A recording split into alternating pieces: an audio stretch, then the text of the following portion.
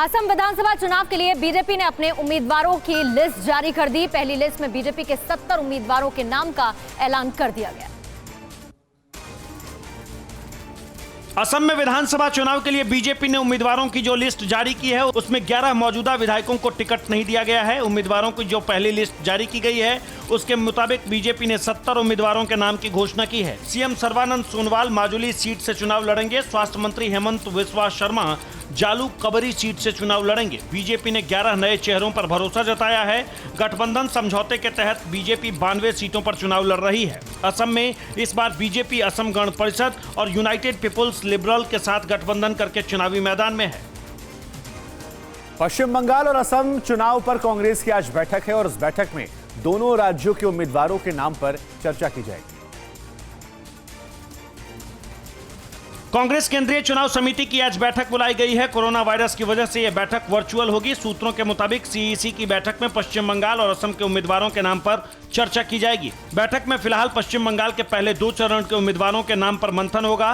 बैठक में चुनाव समिति के सदस्य शामिल होंगे। इसके अलावा प्रदेश प्रभारी, प्रदेश अध्यक्ष, सीएलपी लीडर, स्क्रीनिंग कमेटी के सदस्य भी मौजूद रहेंगे। पश्चिम बंगाल और असम दोनों राज्यों में 27 मार्च से चुनाव की शुरुआत होगी। बंगाल में 8 और असम में 3 चरणों में मतदान होंगे। दोनों राज्यों के नतीजे 2 मई को आएंगे।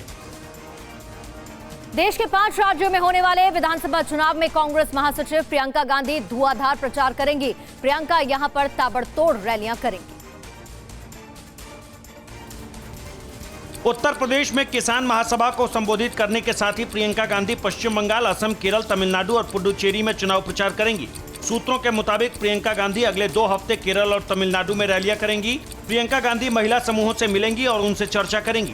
प्रियंका गांधी एक बार फिर असम दौरे पर जाएंगी। इसके साथ ही वो पश्चिम बंगाल और पुडुचेरी में भी पार्टी के लिए कैंपेन करेंगी। 2019 के चुनाव से पहले प्रियंका गांधी ने खुद को यूपी तक सीमित रखा था, लेकिन अब वो यूपी के बाहर भी कांग्रेस के लिए चुनाव प्रचार करती नजर आएंगी। उधर पश्चिम बंगाल में फुरफुरा शरीफ की पार्टी आईएसएफ के चुनाव चिन्ह का आज ऐलान किया जाएगा।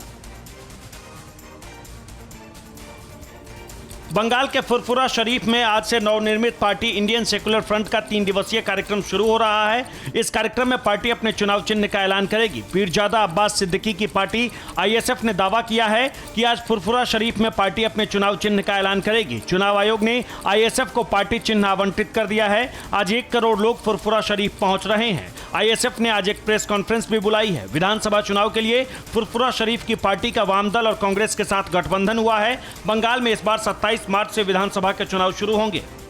फिक्र आपकी, सोमवार से शुक्रवार रात 9 बजे सिर्फ TV9 भारतवर्ष पर।